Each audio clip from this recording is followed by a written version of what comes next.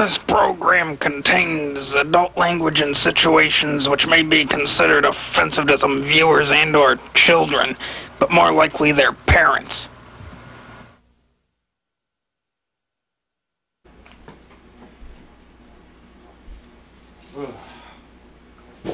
So,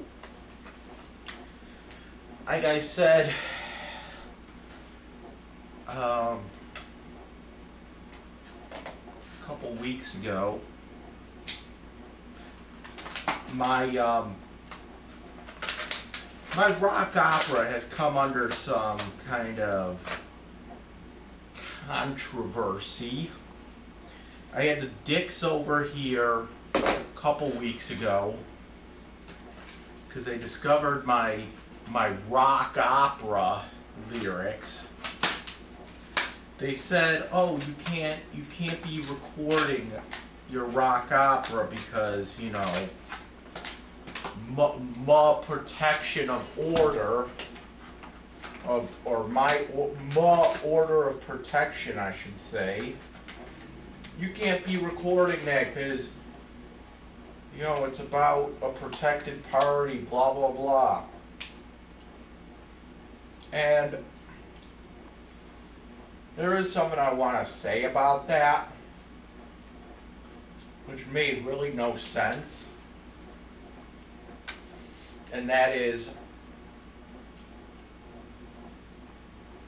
okay, so A Passion of the Jaffa, that was written and recorded while I had a restraining order, when Clint had a restraining order on me. And that was the end of it. That was the absolute end of it. There was no more arrests. Okay? He probably seen the fucking rock opera. He probably listened to it somehow. I heard now he's an unofficial dealer of my rock opera, which, honestly, I'm kind of flattered by. Ship them back to Sullivan County again. Written, recorded, while Barf had a restraining order on me. There was no other, there was nothing, there was no other dick showing up, and that was it. And mind you, those two rock operas, they used real names. Okay?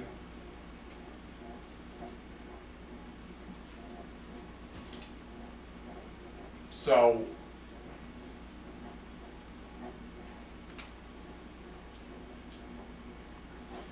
the problem I have here is, why was that okay, but now it's not? I don't know. Maybe because the protected party in this case doesn't want me to record a rock opera, which,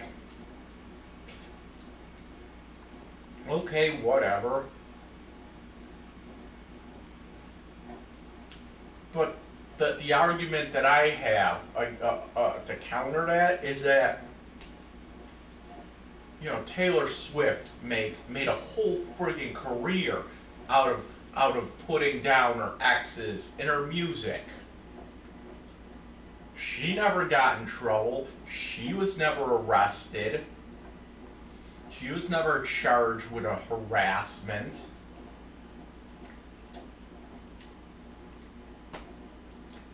Now, granted, she doesn't use real names, but again, I didn't use real names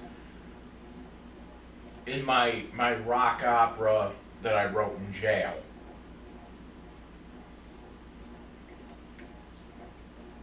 I'm not going to use real names. Plus, it's funnier to hear fake names than to hear real names, you know.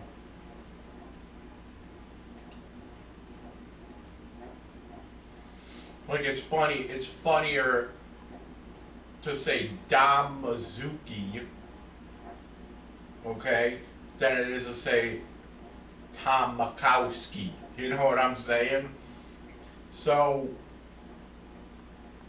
with all that said, I'm trying to figure out ways to kind of circumvent that whole thing. And here's a couple ideas that I had. Now, here's the thing. I have a couple ideas. One would be a really, really, really secret coding system. Okay, in which it's pretty much like, it's pretty much an all-in-one, because here's the thing, we found out that somebody on that's Facebook friends with me is sending the protected party my Facebook posts, and then she's sending them to the dicks. So I'm thinking of ways to find out who the snitch is. I'm finding ways to find who the tattletale is. And there's one way of doing it, and that's this rock opera cannot, and absolutely cannot, be released digitally, like on YouTube or something. It has to be all physical media, which is fine. You have to release it on physical media, and it would have to be on like a CD or something.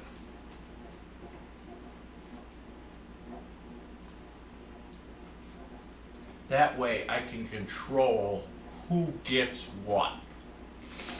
Okay? Obviously, the protected party isn't gonna, I'm not gonna be able to just hand her a copy of the rock opera, and I don't think I even want to give her a copy of it. I can refuse business to whoever I want. Okay? So there's one way, but it has to go a little bit further than that.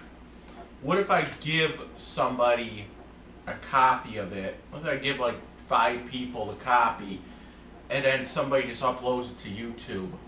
That's a possibility I've already thought of. And the way to get around that is you would get a CD, a case for the CD, artwork, whatever, it'd be all in there. But each CD, each album, like each copy that I give to would have some kind of physical mark on it that only I would know what to look for. It could be as obvious as a little number in the corner, or it can be something like, I don't know, like I would put just a tiny friggin' dot on something. Okay? No one's gonna know what this mark is. Okay? On top of that, so I give someone this CD and it has the mark on it. I know who I'm giving it to, so there would have to be some kind of database that I'm keeping, a record of who I'm giving these CDs to. this database, this record, can't be on any kind of, in order to prevent hacking my computer to get it, I would have to write it down in like a super secret notebook and then hide it somewhere. You know what I'm saying? So it would have the number, and then it would have whoever I gave that, or it would have the marking that I put on there, plus it would have the name of whoever I gave it to. So let's say I give a copy. I give the copy with the little fucking line. That's the little fucking line that's right in the corner there. That somebody's not gonna even notice. I give that copy to Erickson Murray for example. I give it to him. I would have to go back home after I gave it to him and put in my little notebook, small little fucking line in the corner, Erickson Murray. Okay, let's say I give one to Dave Darling, and it has just like a little fucking dot in it, like in the middle of the picture somewhere. I would have to go back home, put little fucking dot in the middle of the picture somewhere, Dave Darling. You know, it's like that. So, okay, that's all well and good, but still, it's not going to prevent people from copying the CD and having it go all willy-nilly all over the internet. And so let's say Erickson Murray gets a copy, and he ends up going, oh, listen to this, I'll burn you a copy of the new Dragonlordfrodo rock opera. So he burns like 10 people a copy, gives it to a bunch of his friends. Then the dicks come to my house because dicks got word of it. You know what I'm saying? How can I prevent something like that from happening? Well, there's a solution for that as well. Not only will each copy have some kind of physical mark on it that only I would know about, but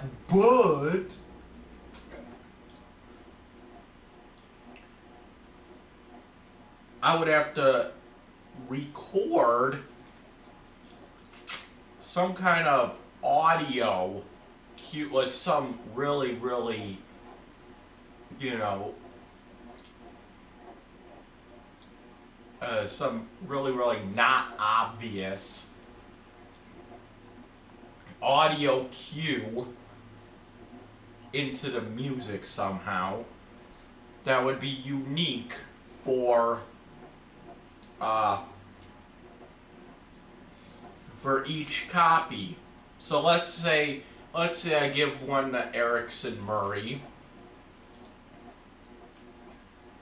and his is like a little dot. Okay. And in the middle of one of the songs, I could probably have some kind of little sound or something that he probably won't notice. It might even sound like just a flaw in the CD or something, or in the recording process. It happens. But it's something that only I would know about. Okay? Now, let's say I give another copy to Dave Darling, and in that copy, he has the line in the corner on the artwork or whatever, but when he listens to it, there's another cue that's only on his copy, and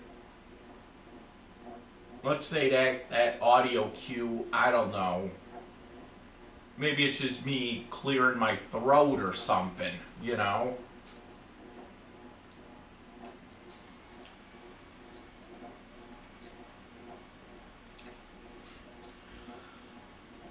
That's another possibility, you know?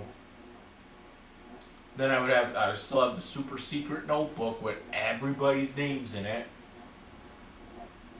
It would have like dot in the corner plus what sounds like a little pop or something. Erickson Murray. A pop in like one in the middle of one of the songs. Erickson Murray. So that we know who uploaded it. Okay? So if on YouTube there's a, you know, let's say there's a copy of my new rock opera floating around on YouTube, I can actually listen to it and figure out who uploaded it by the way by whatever audio cue is in that rock opera. Okay, so I'm listening to it on YouTube and I hear that pop. It would just sound like in the middle of the song or something. It would just sound like that. And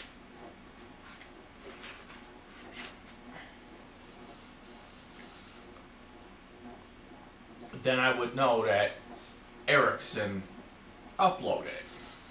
Or, you know, if there's a cough or something, then I would know that Dave uploaded it. You know what I'm saying?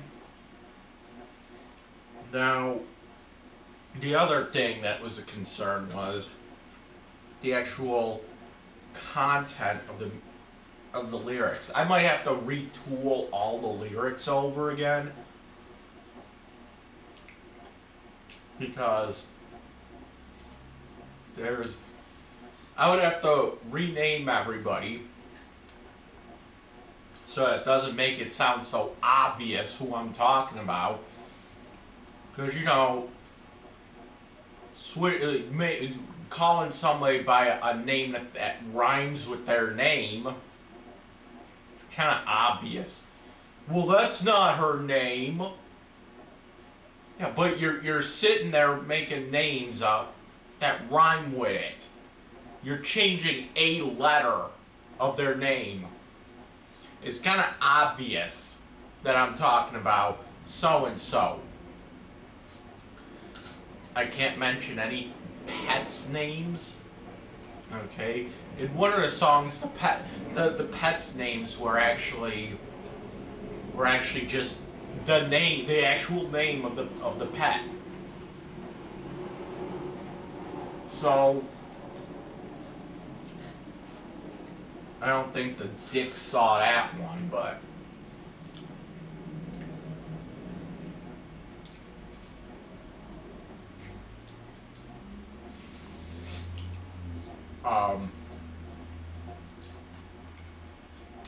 the story would have to be retooled so it's not as obvious, which defeats the whole purpose of a rock opera.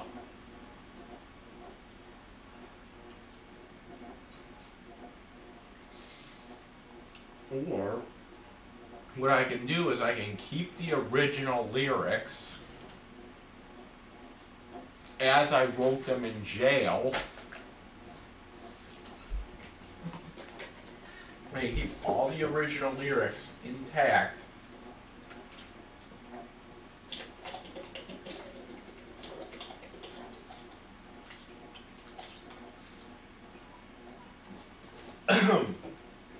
Keep all the original lyrics intact.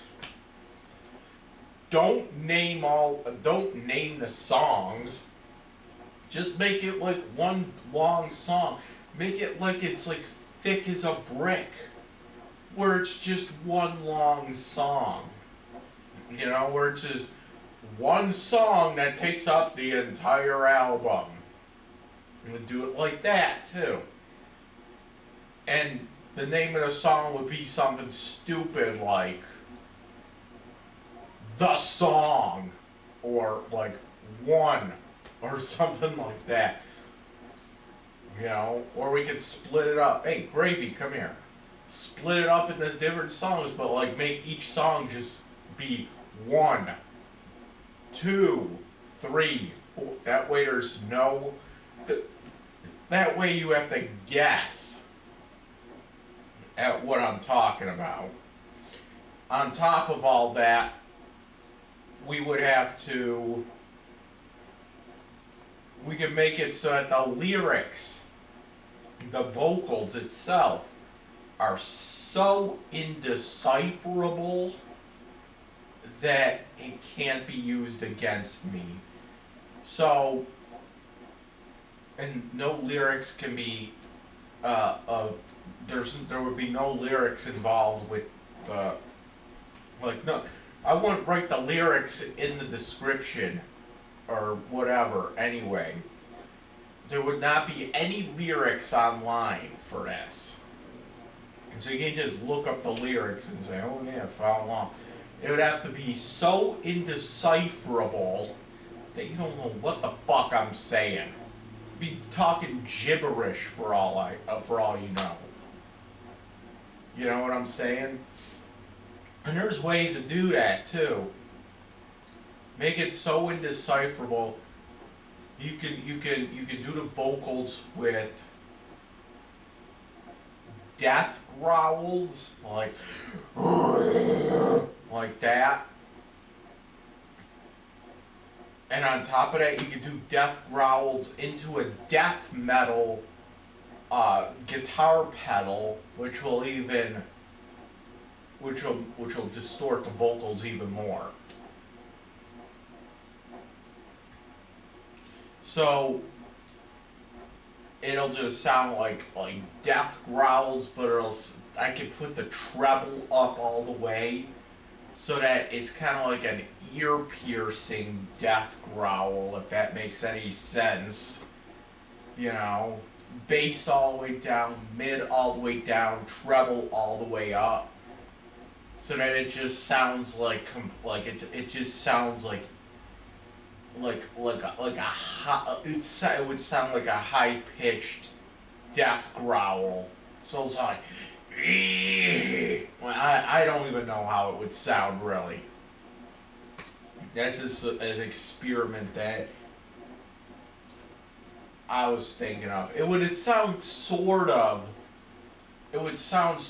like that song I wrote.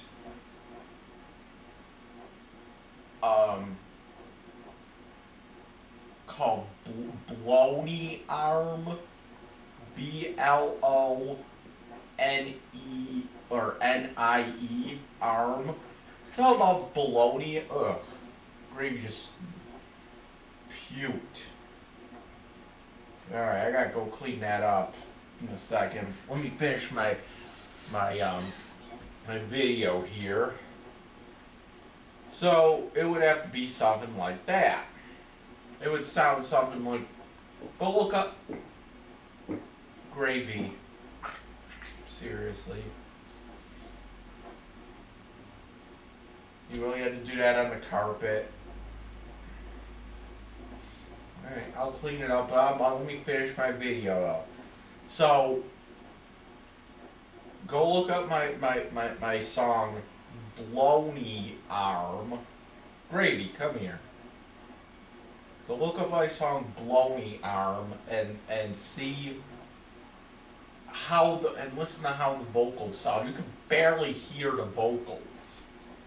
Because, and on top of that I would have to put multiple layers of guitar, multiple layers of bass on it in order to like overwhelm the vocal part, on top of having distorted vocals. There's ways around this, yeah. And so then what'll happen is like, oh, this album's all about me. I'm like, how can you tell it's all about you? You can't. I can't even hear the vocals. I can't even decipher the lyrics. And because Fifth Amendment, I don't have to give out. If the dicks come out, whoa, is this about her? I don't have to answer that. Well, yeah, what's the lyrics? I don't have to answer that. I don't have to give away my trade secrets. That's what I'm talking about. But then again, then the whole thing too, I'm trying to get ready to move and everything. Okay? So on top of that, they would have to first off, they would have to try to decipher my lyrics. They would have to prove that it was about a third of the protected party. They would have to come and find me I wouldn't be here. Well, how do you kiddies know I'm not moving out of state? How? How do you kiddies know? How do you know I'm not moving halfway across the country? I don't think the Cheektowaga police has an airplane so that they can come and get me. You know what I'm saying?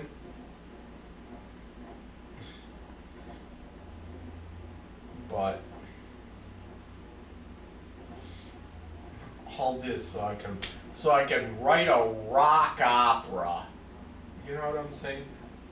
Why don't I just write it about something else? I don't know. I seem to write the best rock operas when they're kind of about something that I know. Like if they're true stories or something. I don't know.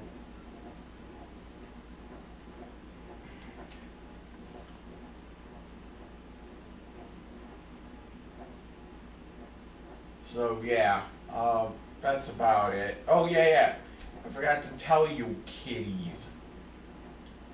I had to go for physical therapy for my wrist yesterday, and now they're giving me like all kinds of homework. And this was like the big concern that I had. This is one of the big concerns that I had when I started when back in the day, I was like, I don't want to go to doctors anymore. Then this happened. I wanted new glasses, so I kind of had to go to the eye doctor. And then this happened, so I kind of had to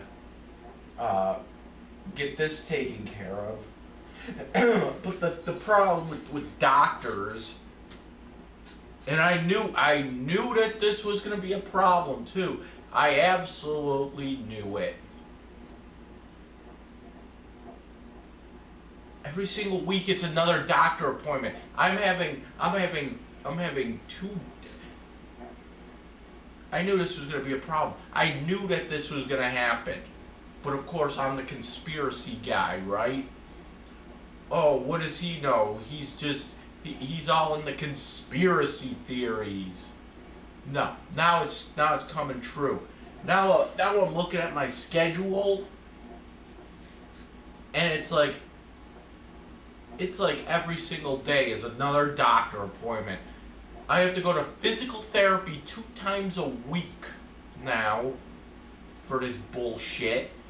On top of that, I don't know, I haven't even got to see the regular doctor yet. It's just, well, I don't know how many times he's going to bring me back into that place. every, like, it's like gonna be like every what, 2 weeks or so? Like, it's gonna be like every, like, what? Like, oh, come back to see me in a week. So I can go see this guy every fucking week now. On top of that, I gotta go see the shrink, like, once a week or you know, once every 2 weeks or something. And I have to go see him. Then I have to go physical therapy twice a week. Here's, oh, you have to be here twice a week.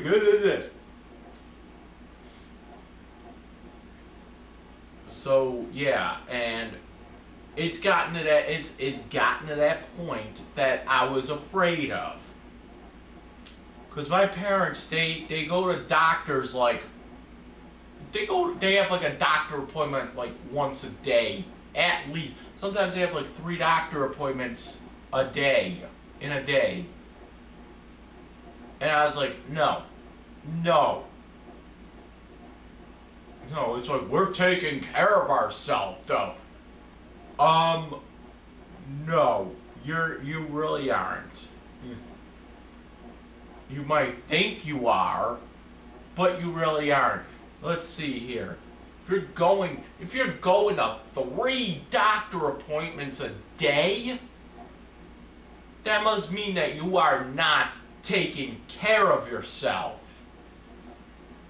And what are these doctor's appointments doing for you? They're not helping. Oh, here's a script for fucking Vicodin. Here's a script for fucking Lortabs or whatever the fuck my dad takes. Here's a script for fucking heroin. You know what I'm saying? So, no. I've always said it, and I'm going to say it again. This knife is a task force.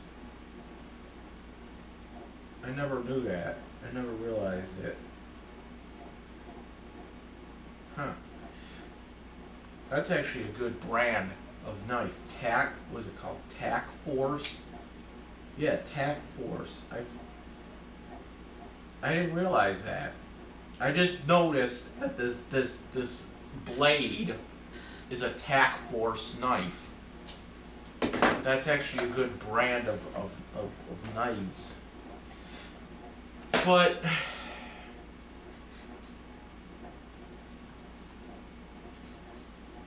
you know, this is my biggest fear. Now I'm living at a doctor's office for, you know, next week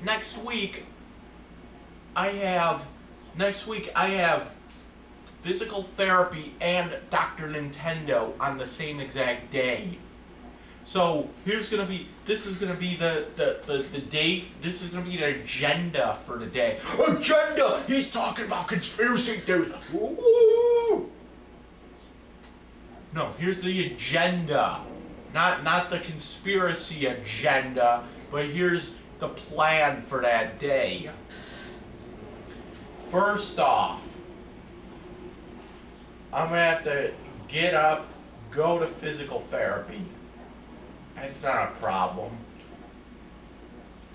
19 to Bailey and Kensington. Get off there. Wait for the 13 to come by. You know what I'm saying? 13 drops me off right in front of ACMEC.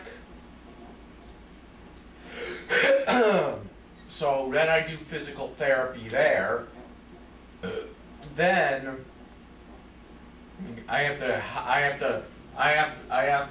hightail it down to Dr. Nintendo. So then it's gonna be like this. This is literally the agenda here. It's gonna be the 13 back towards Bailey and Kensington. Actually get off at Bailey and Kensington. Probably walk across the street and catch that 32. And then take it all the way down to where Dr. Nintendo's office is. Ow.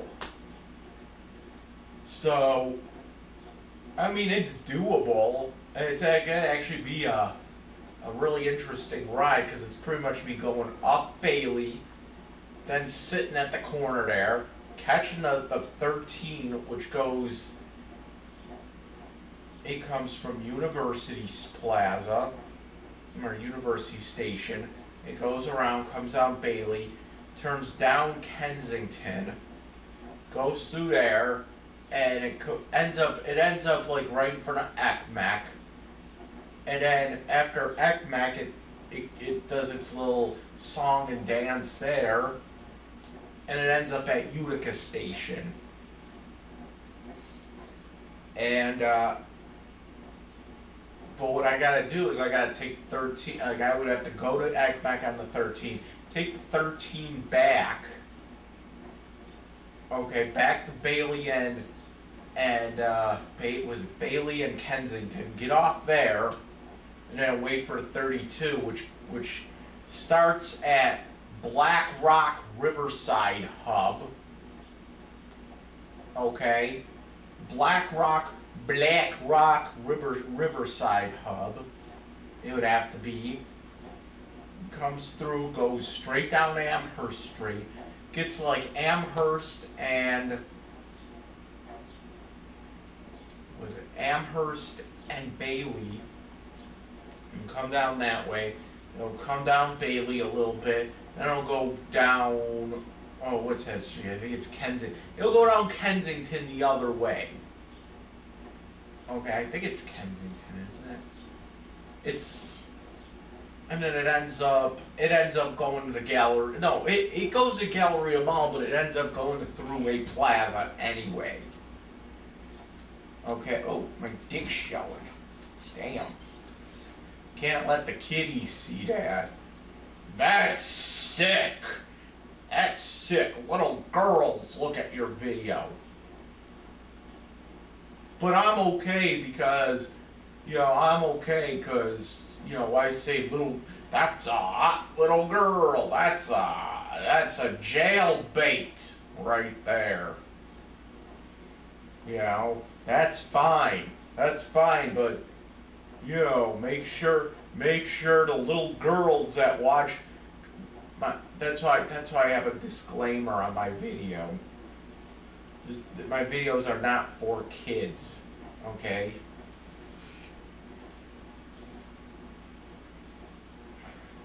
So then it's pretty much up this way, then back this way, and then this way again. And then coming back home is this way, and then back down. So that's going to be an interesting day. Yep.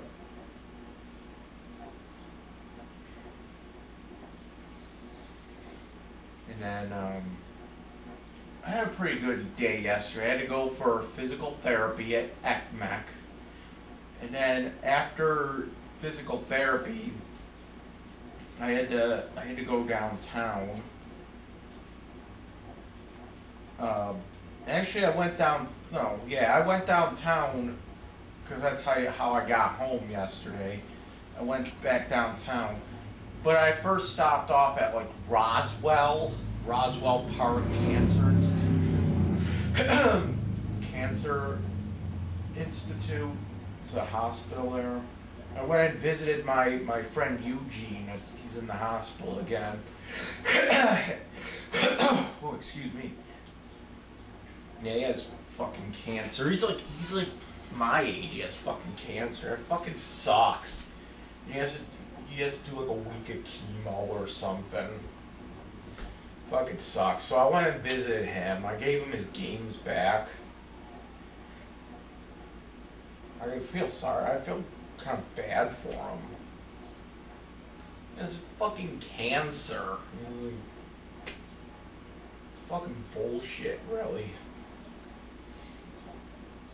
But what are you gonna do? Do his treatment, do whatever. Hopefully he gets out of this okay. He seems to be doing alright. I just hope he does alright.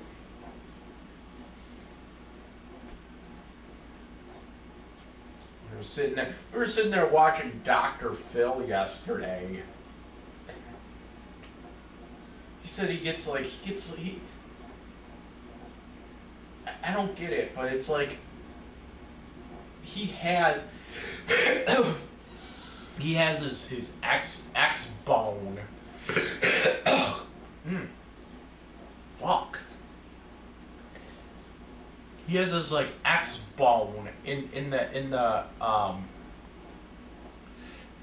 he has his X bone in the hospital room. It's pretty fucking sweet, actually. Like he has a TV that they have in the hospital room, which for watching TV. I'm like, shit. Why don't you just fucking play it in your fucking bed on that TV? Oh, because they have to change channels and what was the whole thing? He had to. They couldn't. He wasn't allowed to hook it up on that TV, so he brought like a little computer monitor. It wasn't little. It was probably like 27-inch or so. And he had it hooked up in the corner with a little chair. He had his X bone there. So, you know, it seems, you know, the guy has cancer, but you know, his room is fucking sweet. I'll say that. I'll say that Roswell is, I believe, treating him well. I mean, I looked at the menu that they give these people for it, and they're giving them like really good food. Like not like, you know, they're not giving them like,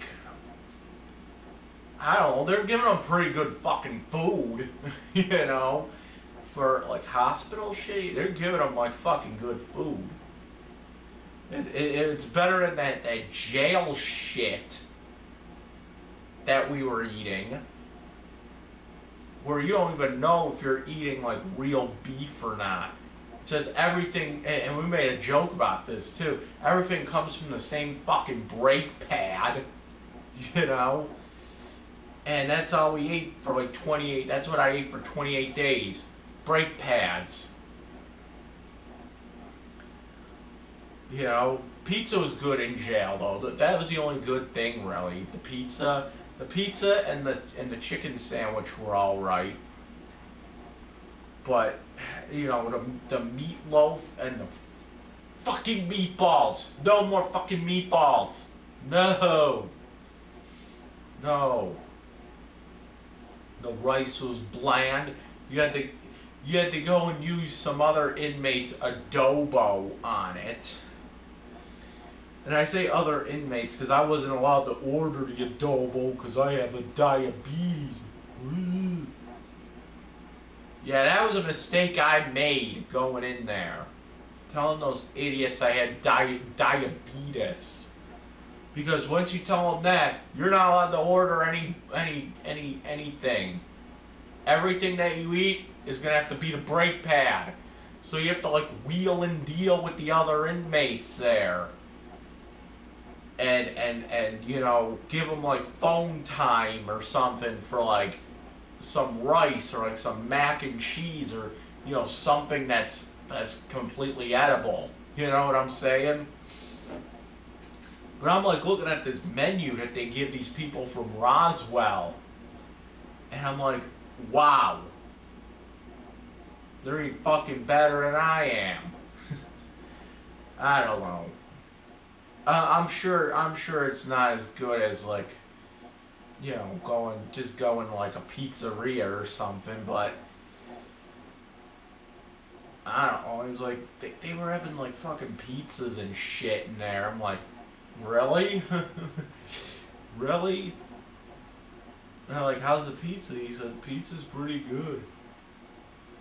I mean, it's probably not like as good as like, I don't know, Lovejoy Pizzeria or like, I don't know, Leonardi's, but you know, it's like probably, I don't know. Pizza in jail was pretty good, so I'm sure that the pizza in Roswell would be a little bit better. but I went to go visit him in the hospital. Those room numbers, those room numbers are weird. It's I ended up going into someone else's room because do I have it? Do I have it with me? I might have it in my pants somewhere. Let me see if I can find my big pants. I don't feel like going upstairs. I think my pants are upstairs. But the woman downstairs. Oh, is this it? No, that's the receipt from Dr. Nintendo. Nah, but the lady at the front there, we have to go and check in. Well, yeah, I'm here to see a patient. I give him his name, Eugene. I'm here to see Eugene. I'm not gonna give out last names, but I'm here to see Eugene. He's like, okay, he's at room something something. And the last number was supposed to be a 0, I found out. But it looked like an 8. That's how bad it looked. Okay? It literally looked like an 8. Because of the way the girl wrote it. She had fucking bad handwriting. And if I could find that slip of paper, I might still have it too. Let me go check my pants upstairs.